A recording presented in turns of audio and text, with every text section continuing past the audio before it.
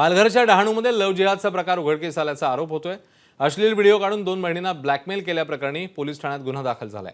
या प्रकरणात चित्रा वाघ यांनी डहाणूतल्या पोलीस अधिकाऱ्यांची भेट घेतली आहे। मोठ्या बहिणीसोबत प्रेमसंबंध प्रस्थापित करून अल्पवयीन लहान बहिणीला देखील प्रेमाच्या जाळ्यात ओढल्याची तक्रार पोलिसांमध्ये दाखल करण्यात आली। आरोपीवर डहाणू पोलीस ठाण्यामध्ये गुन्हा दाखल झालाय। फरार आरोपीचा डहाणू पोलिसांकडून शोध घेतला जातोय। आरोपीच्या अनधिकृत घरावर बुलडोझर चालवला जाईल असा इशाराही चित्रा वाघ यांनी दिला।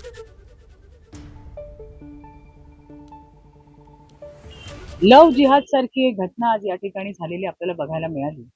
22 वर्षाची मुलगी, तिच्या सोबत तर अत्याचार केला, पण तिच्या सख्ख्या लहान बहिणीवरती सुद्धा अत्याचार केला। त्याचे व्हिडिओ काढले, त्या मुलींना ते दाखवून सतत ब्लॅकमेल करत राहिला। पोलीस स्टेशनला भेट घेतलेली आहे। पोलिसांनी गुन्हा नोंदवलाय। दिनांक 1 जून 2024 रोजी आपल्याकडे एक कंप्लेंट प्राप्त झाली होती।